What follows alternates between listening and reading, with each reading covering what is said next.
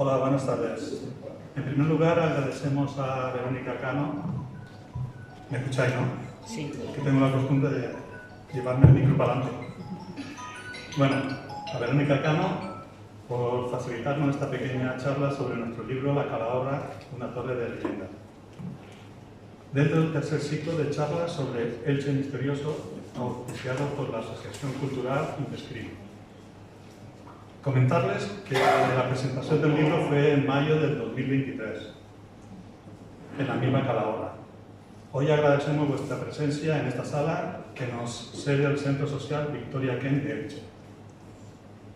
Por el tiempo que disponemos y por las características de este ciclo tan misterioso, nos centraremos en comentaros todo aquello que llena de misterio y de leyenda nuestra Calahorra.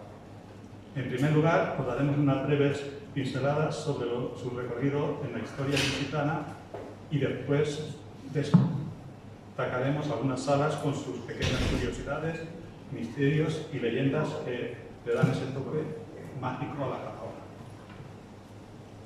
Paso, Pedro. Hola, buenas tardes a todos. Bueno, vamos a empezar primero por un recorrido breve de la historia para centrarnos en aquellos aspectos más misteriosos.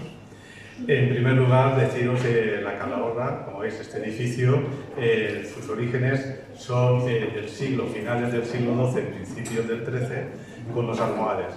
Los almohades, cuando llegan a Elche, lo que hacen es reforzar la muralla y lo que construyen es la Calahorra, que va a servirle para defender la puerta principal de la ciudad, que era la puerta lucentina, la puerta que lleva a Alicante. Nosotros le encargamos a un amigo nuestro, García Poveda, este cuadro que veis ahí. Este cuadro es una recreación que le dijimos a García Poveda que nos hiciera, en donde nosotros pensamos que podría ser más o menos de esta forma la Calahorra. Como veis, ahí está el edificio y lo que hace es proteger la puerta principal. Esa puerta principal que veis ahí lleva al zoco, que es lo que ahora es la plaza del Congreso Eucarístico, y detrás veis el minarete, que sería la basílica, donde está la basílica actualmente. Bueno, este papel de protección de la ciudad le causó mucha fama, y ya cuando vino a conquistarla en 1265 Jaime I, ya se conocía como Calaforra. Este edificio pues resulta que va a tener un papel importante en la defensa, pero después va a tener unos cambios que va a ser en el siglo XV. Ahí tenéis un semisótano que os lo explicaremos, es el almudín. Se manda a construir el almudín, que es el granero de la ciudad, delante de lo que es la torre. Y otro cambio importante va a ser con los señores de Elche, que tenéis ese escudo, lo tenéis arriba de la puerta de la Calahorra, pues va a decir que el papel militar, ese papel que tenía la Calahorra de defensa de la ciudad y de la puerta, va a pasar a lo que es el alcázar de la señoría, lo que es el Palacio de Altamira. Entonces, el papel de la Calahorra va a ser un papel civil, simplemente civil, donde van a estar los administradores del señor, algunos alcaldes también van a estar allí, y con el tiempo la Calahorra pues pasa un poco al ostracismo, es decir, al olvido. Y para más INRI, en 1829 tiene lugar un terremoto. Os pasamos esta diapositiva donde veis ahí la Calahorra cómo sería antes del terremoto. Esto es una recreación que nos hizo nuestro amigo Josué Cerdán, y la veis ahí sin las aberturas estas de las ventanas y mucho más alta. Después, con el terremoto de 1829, lo que hace es que pierde unos 10 metros y es cuando se reconstruye. Esta es la imagen que veis actualmente. Por tanto, nosotros en el siglo XIX es cuando decimos que hay un resurgir de la Calahorra. Ese resurgir viene de la mano de este señor. Disculpad que la foto no ha salido muy bien. Bueno, este señor es el marqués de Lendines, Rafael Brufal de Melgarejo. Este marqués, este es ilicitano, y recibió la Calahorra como dote de su segunda esposa. Lo que el suegro se la compró al marqués, al conde de Altamira, y se la regaló a su hija como dote. Este marqués de Lendines lo que hace es, pues, darle ese aspecto morisco que tenía antiguamente y que era muy de moda en el siglo XIX. Ahí tenéis los ventanales, las celosías, la crestería, la escalera interior que después veremos, le da la convierte en un palacio. Estaba en ruina y la convierte en un palacio. Y va a ser el centro neurálgico donde la nobleza y la alta burguesía ilicitana se reúnen para sus fiestas, sus reuniones, y ya veremos alguna reunión más adelante, un poco más esotérica. Bueno, el marqués fallece y su hijo se la vende a este señor, José Revenga. Era uno de los más ricos de Elche en aquel momento. Esto fue en 1907. Y pues también la va a hacer como regalo, como dote en su boda, cuando se casa con Asunción Ibarra. Asunción Ibarra, que esta era sobrina de Pedro Ibarra. Estos señores lo que hacen es, la reforman bastante por dentro, la decoran muy bonita, ya veremos algunas imágenes de algunas salas, y cuando fallece tanto uno como otro, pues pasa al sobrino, que es Emilio Tormo. Emilio Tormo Santa María, que es el que veis ahí sentado con su familia y sus hijos. Esta familia, la familia Tormo, sí que la conoceréis, son los que habitan la Calahorra. Uno de ellos la va a utilizar como despacho profesional, de procurador, y en el 2001 se la venden a la Generalitat. La Generalitat la compra, la Generalitat la utiliza, y después ya en el 2012 se la cede al Ayuntamiento de Elche, que lo que hace es utilizarla como es hoy actualmente un museo y pinacoteca. Y bueno, estos son los 800 años de historia que tiene la Calahorra resumidos en unos minutitos, ¿vale? Porque si no nos podríamos extender demasiado en la historia, que es bastante interesante y podéis comprobar en el libro. Ahora lo que vamos a ver es algunas salas, y dado el carácter de este ciclo, pues vamos a centrarnos en aquellos aspectos curiosos, misteriosos, que dan ese toque mágico a lo que es la Calahorra. En primer lugar tenéis ahí la sala masónica, que todos conoceréis porque igual habéis ido a algún evento, a alguna exposición o presentación de libros. Y lo primero que llama la atención, ¿qué es? Pues que hay dibujos egipcios. Entonces uno se pregunta, ¿qué hacen unos dibujos egipcios en el Elche del siglo XIX? Y eso nadie conocía. Pues esos dibujos egipcios están allí porque la Calahorra era la sede de las logias masónicas que fundó Rafael Brufal.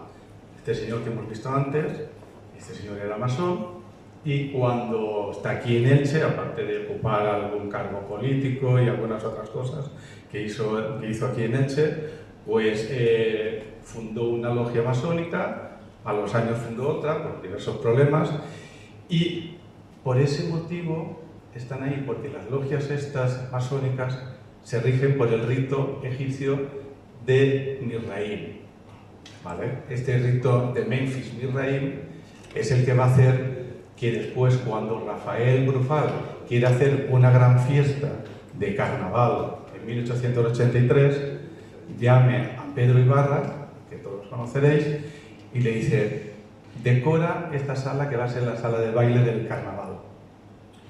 Y Pedro Ibarra lo que hace es decir: voy a ponerla con los dibujos egipcios, ya que nosotros seguimos este rito. Características de esta sala. Si os fijáis en esta foto, esas dos esfinges no son esfinges egipcias, tienen dos caras. Pues la cara es la del marqués de Lendines, de Rafael Brufal. Está representado ahí. Y la de la derecha es su tercera esposa. Este señor se casó 4 veces. ¿Vale? Se casó 4 veces y con esta es con la que tuvo hijos, con la Isabel, que veis ahí a la derecha. Ahí también tenéis el buey, el toro Apis, que es un símbolo de la muerte, es un dios de la muerte.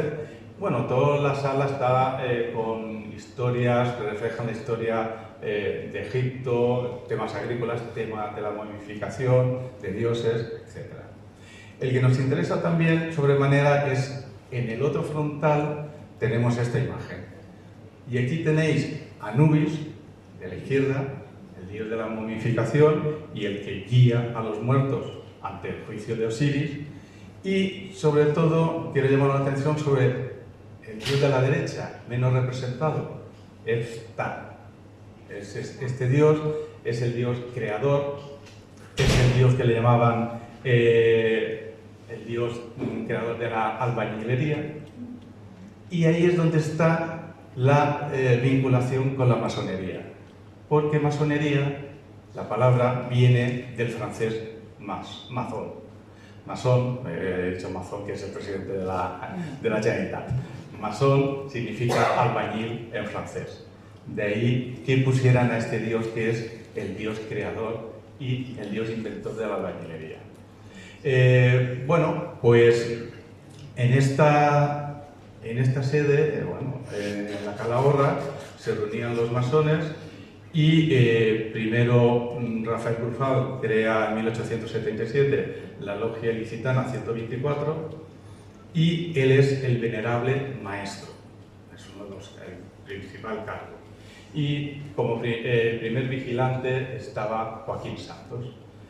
Hay algunos problemas, esta logia se cierra, se funda otra en 1888, que es la Ilicitana 378, en donde ya Rafael ya no es el venerable maestro, sino el pasado venerable maestro. Y el venerable maestro será Joaquín Santos. Esto, en la masonería, los masones normalmente tienen un nombre simbólico.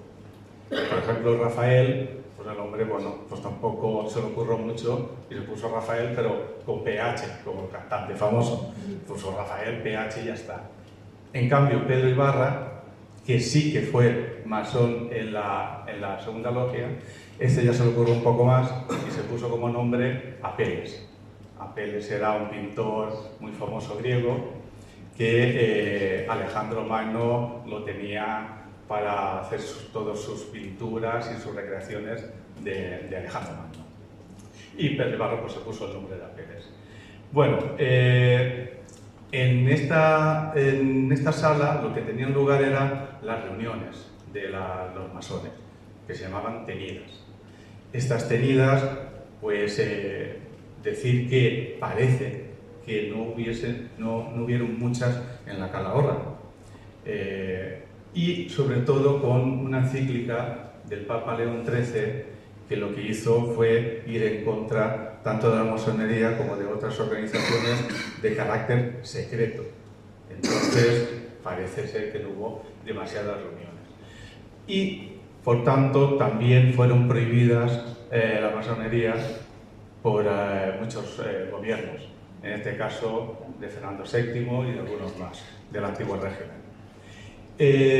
Por ello, en la sala masónica vamos a destacar en estas reuniones, por si acaso había algún problema y iban a por ellos, pues tenían una forma de escapar. Y aquí tenéis en una de las ventanales, concretamente la tercera de la izquierda conforme entráis, tenéis ahí este símbolo masón, que es el del triángulo, y eso que parece un suelo, pues es una trampilla. Esa trampilla se abre y por ahí, en caso de tener que escapar, bajaban al semisótano, que ahora después nos lo explicará Jerónimo.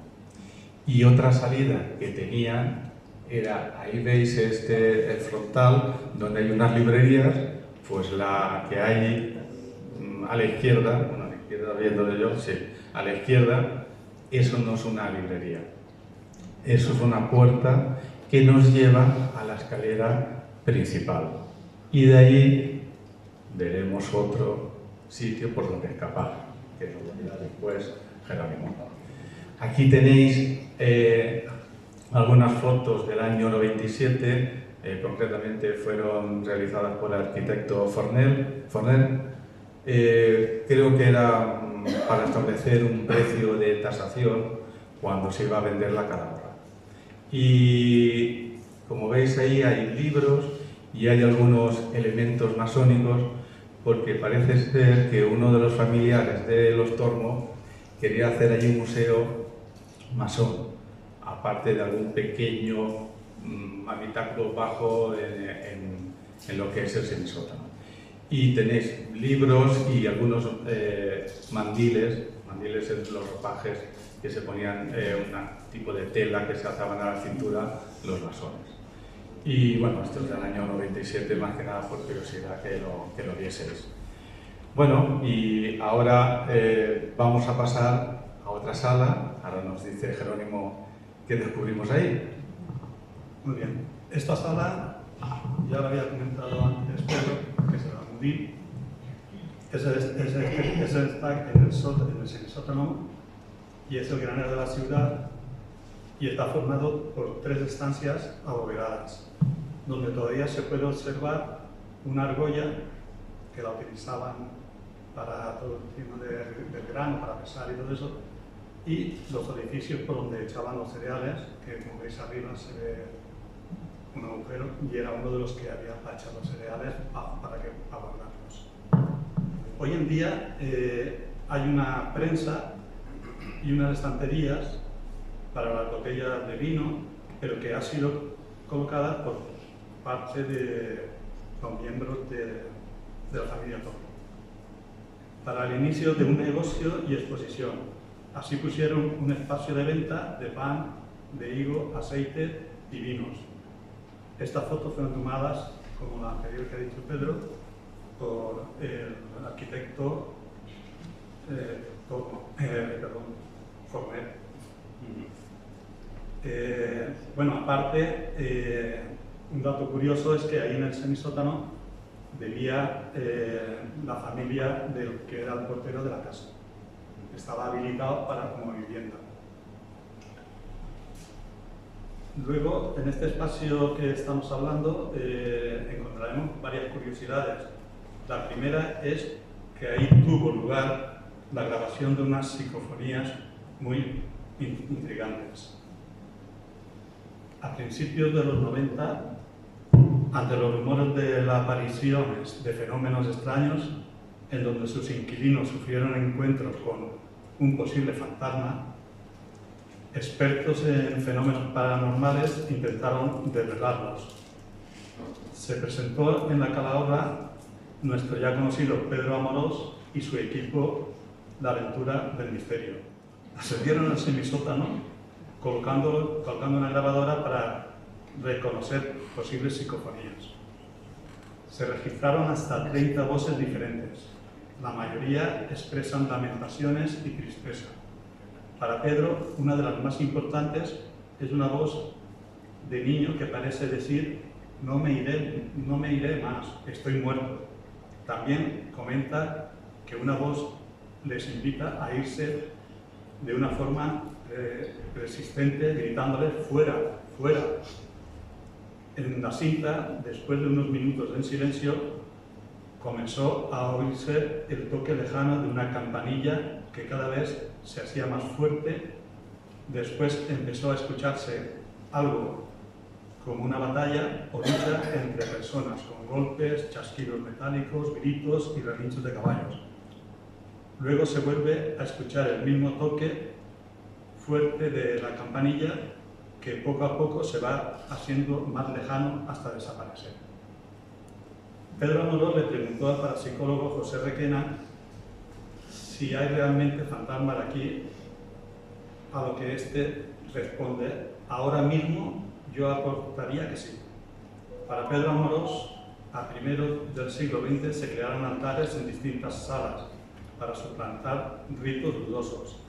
Alguien que vivió en la calahorra les comentó que una persona que estaba trabajando en una oficina en despacho llegó a ver la aparición de un hombre sin cabeza.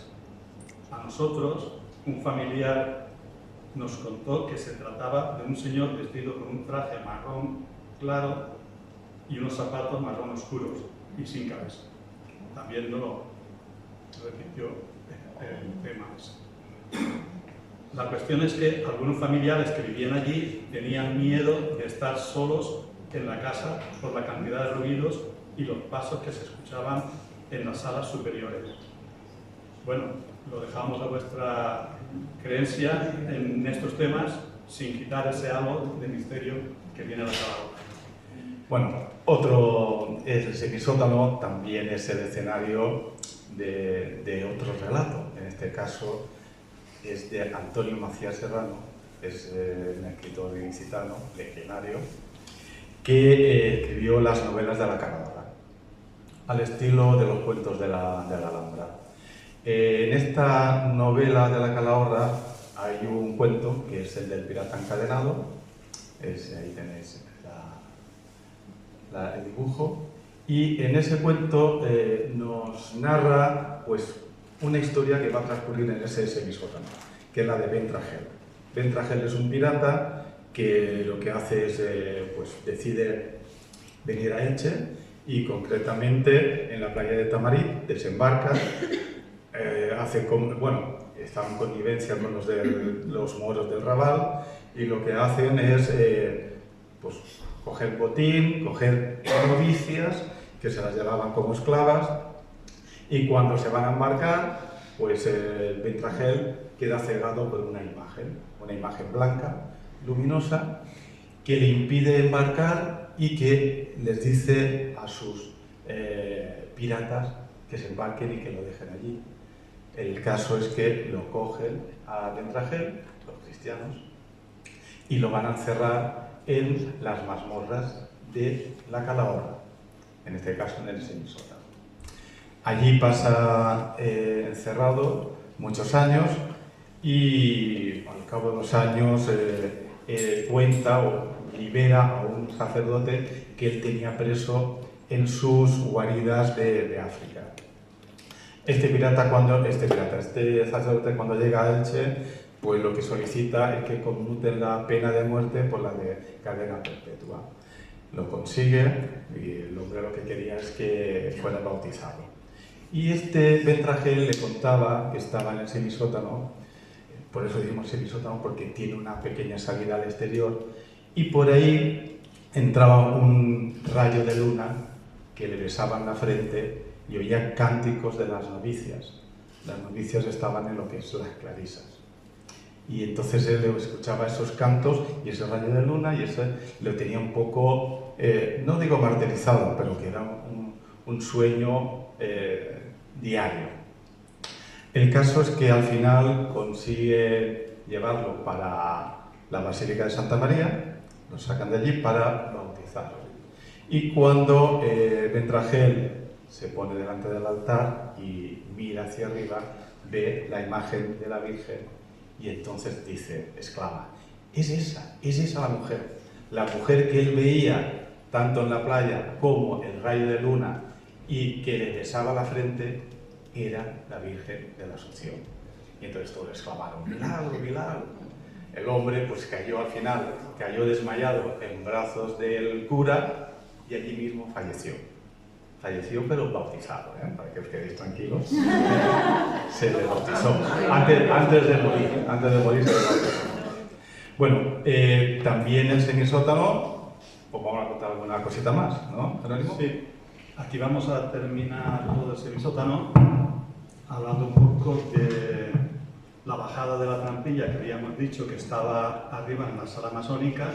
Como podéis ver en la primera fotografía, la de mi derecha, se ve en la parte de arriba y eso es la madera que corresponde a la trampilla. Aquí había una escalera de bronce muy artística que la que utilizaban para bajar, que fue donada posteriormente por Asunción Ibarra a las clarisas para el púlpito de la iglesia de la Merced.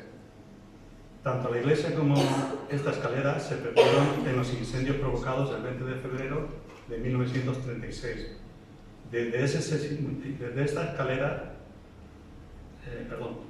semisótano se accedía a una de los túneles, situado cerca de donde hay una pila, que es la foto del centro.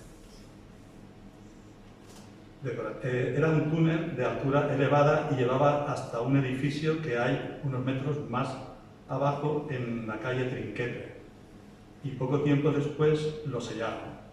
En esa zona coincide con las galerías o refugios construidos durante la Guerra Civil, que no sabemos si aprovecharon o no el túnel preexistente, que la puerta que hay a la derecha, esa metálica, esa puerta metálica era la que está en el sótano del edificio que hay a continuación de la calahorra. Y está Prevo, creo que es el Prevo, ¿no? El que hace esquina. Entonces, esa puerta daba a ese túnel. Sobre ese túnel se narran leyendas de que pasaban por debajo de la glorieta en dirección hacia los huertos de palmeras, llegando hasta las Salinas o el castillo de Santa Pola, y podía ser cruzado por un hombre a caballo, por la altura. Si preguntamos qué es lo más misterioso que conocemos en la calahorra, la mayoría nos dirían que los túneles. Pues entonces vamos a continuar con el siguiente, el que sí que pudimos visitar. Eso tuvimos el privilegio de poder entrar al túnel, porque está cerrado. Entonces está poco antes de subir a la escalera, está a la derecha detrás de un panel, como se ve ahí en la fotografía. Al entrar al túnel, por la puerta que se ve, que va a dos direcciones. La de la izquierda, que nos lleva a un túnel que hoy sellado, que respecto a ese túnel, su antiguo propietario, Emilio Tormo, nos contaba las anécdotas que de pequeño jugaba en él y que conducía hacia la Basílica y hacia la zona llamada El Terreguero, que terminaba en la rambla del río Vinalopó. Una leyenda sobre este túnel nos cuenta que en la quema de Santa María, en febrero de 1936, no se quemó la imagen de la Virgen, tan solo su manto, y que la imagen fue guardada en dicho túnel o quizás en una pared falsa de la calahorra. A la derecha tenemos el llamado pasadizo de la cova de la Calahorra, que ya mencionó Pedro Ibarra, y también sellado. Nos llevaría, según las historias, hacia el Palacio de Altamira. En resumen, como veis sobre esto, ellos circulan numerosas anécdotas, historias o leyendas que desde pequeño hemos escuchado y que acrecientan la grandeza de esta torre de leyendas. Ya el tema de túneles lo dejamos. Lo más famoso de la calahorra siempre es los túneles, ¿no? Es decir, ¿hay túneles? Pues Sí, sí que hay. Hay túneles. Bueno, Bueno, en la foto que tenéis aquí se ve al inicio de la escalera principal. Eso es un pozo de mármol o aljibe cuya forma representa el fuste y la base de una columna. Bajo de este aljibe, cuya profundidad es de 7 metros, se cree que se encuentra el antiguo foso que rodeaba la muralla medieval. Bien, este es el segundo rellano de la escalera, ¿vale? Entonces, nos encontramos con esta similitud de un buzón de correos que realmente es una puerta. Entonces, según se comentó en la sala masónica por Pedro, que estaba la librería esa que era falsa, pues estas puertas son las que se comunican por mediación de esas galerías que hay, y pasaban de una a otra. Bueno, otra sala, en este caso ya muy bonita, muy reconocida por todos, muy romántica, pues es la sala neonazarí. Neonazarí, ¿por qué? Porque imita el estilo de los salones nazarís de la Alhambra. Como veis, todas esos mosaicos, esos arcos de herradura, todo en ello evoca a la Alhambra. ¿Qué es lo que la diferencia? Bueno, primero deciros que esta sala lo mandó decorar ese matrimonio que hemos visto antes, el Revenga y el Socio Ibarra. Es Entonces llamaron a Agustín Espí, que es un alcoyano, un pintor alcoyano, y hizo esta sala. Bueno, ¿qué es lo que podemos destacar aquí en este tema tan misterioso? Pues que los paisajes que se ven son paisajes de Elche, no son paisajes árabes ni inventados, ¿no? Son paisajes de huertos reconocidos, de la Rambla también, y dentro de todos esos paisajes hay uno que es un pequeño detalle, que no sé si os habéis fijado alguna vez que habéis ido, que es la Rambla, y al final debería estar el Puente de Hierro, porque esto fue hecho en 1907. Es decir, el Puente de Canalejas no podía estar, y de hecho no está. Está el de la Virgen sí, pero el de Hierro debería estar ahí, pero no está.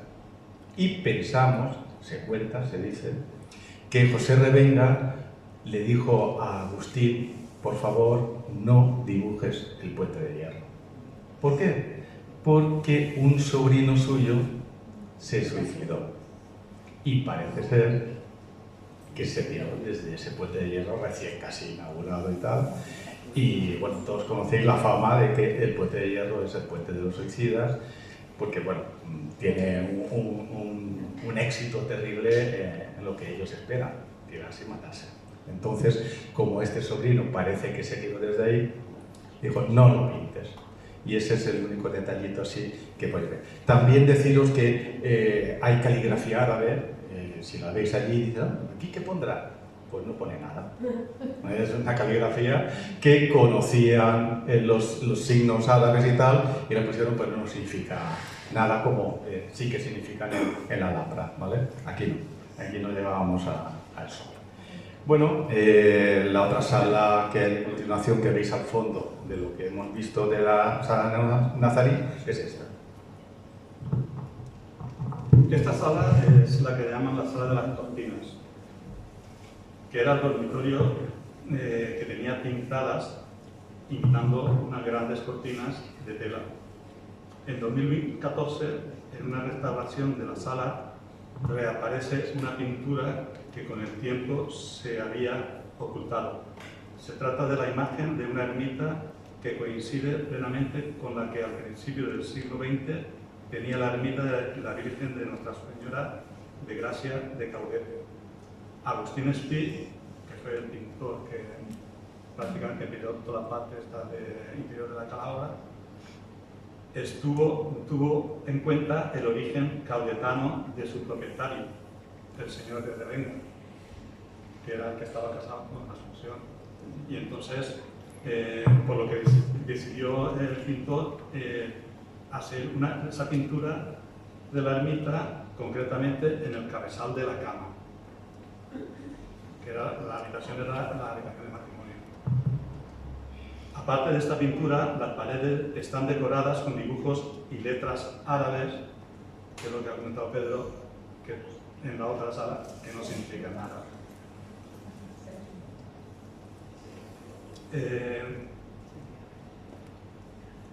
Si nos fijamos en el techo, lo que pasa es que aquí no se aprecia, se ve un pequeño... Cuando vayáis. Sí, cuando vayáis, aquí no.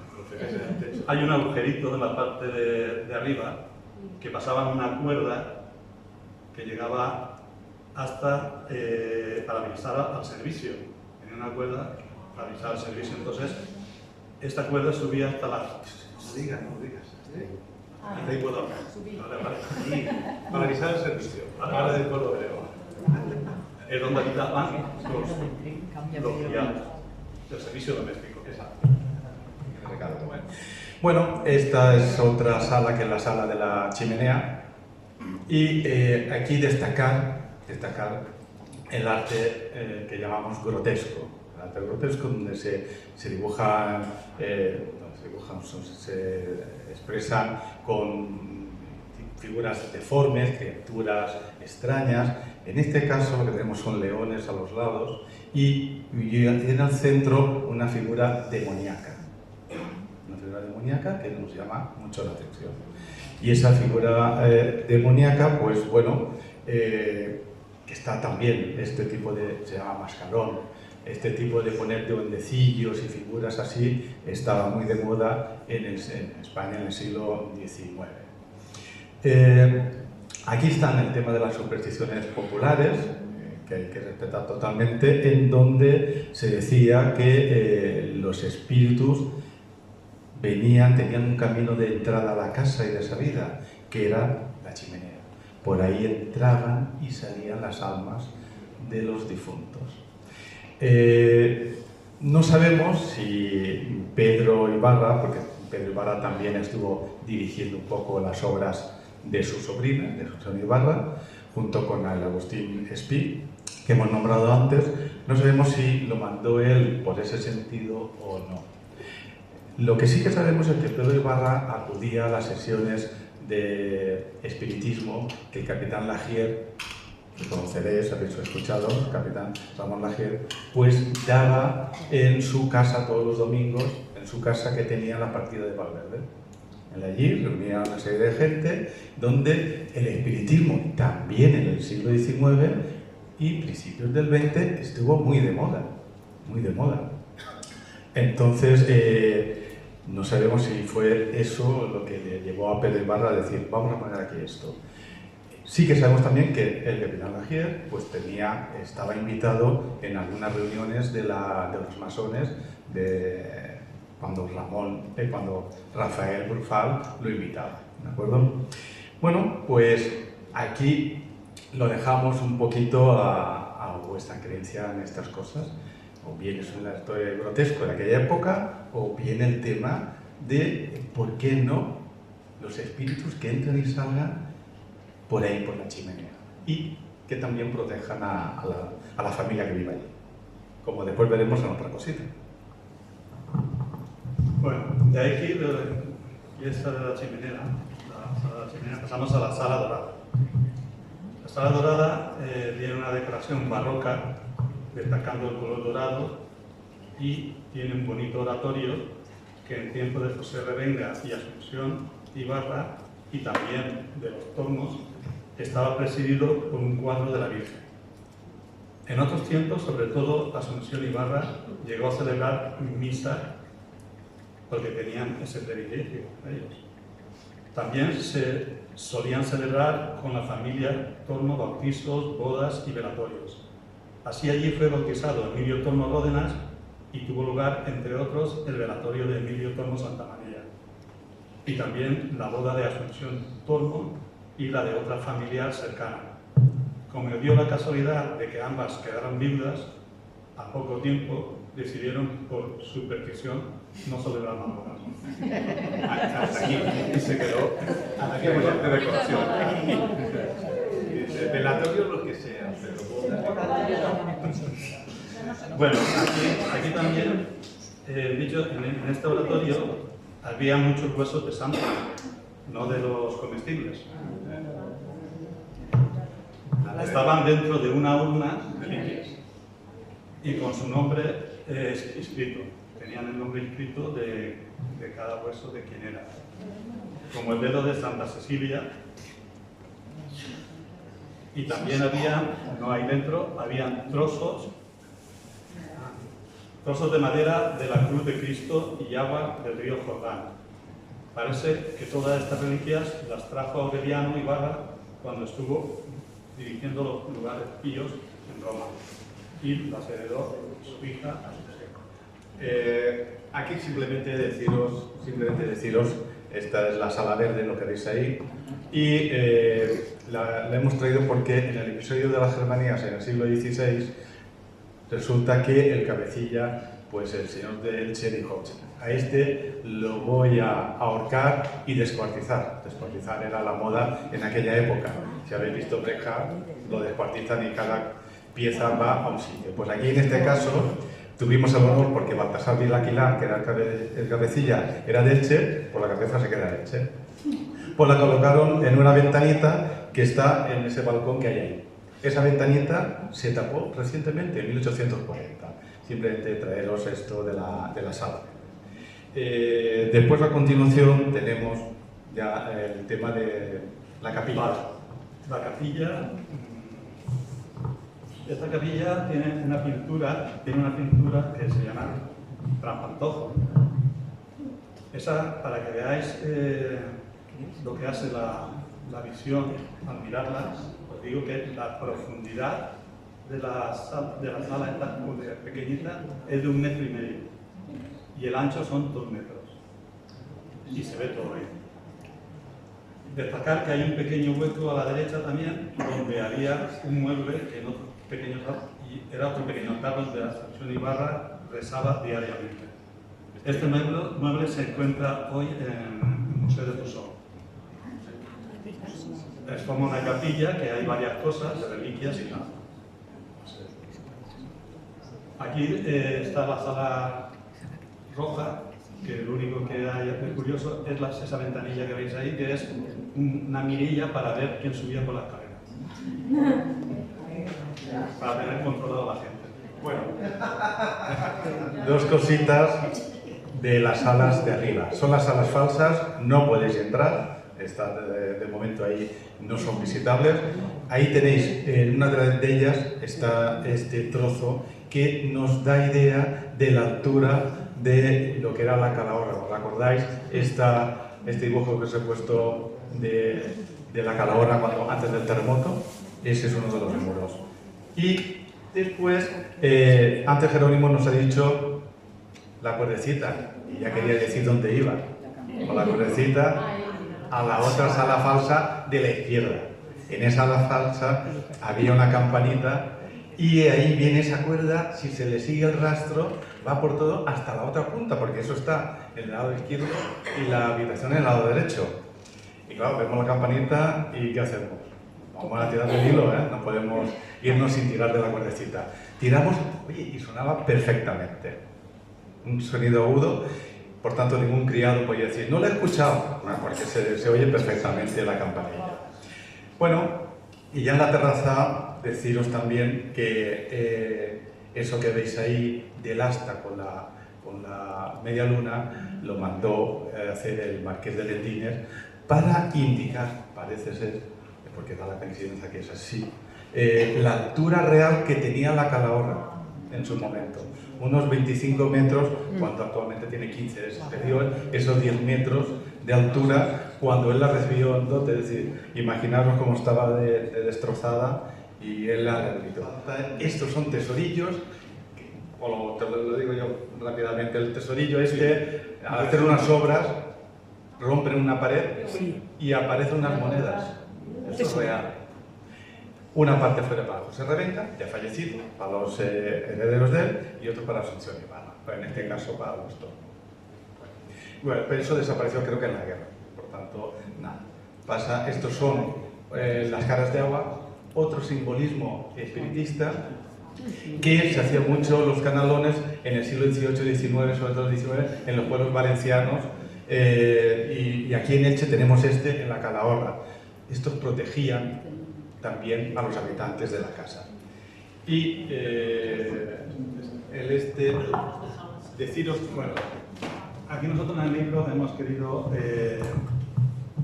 poner unas fotografías de antes y de ahora, para que se viera la diferencia de una a otra. La primera es en blanco y negro, esa es del Museo de Rousseau, y en ella tenía el despacho el médico José María López Campello.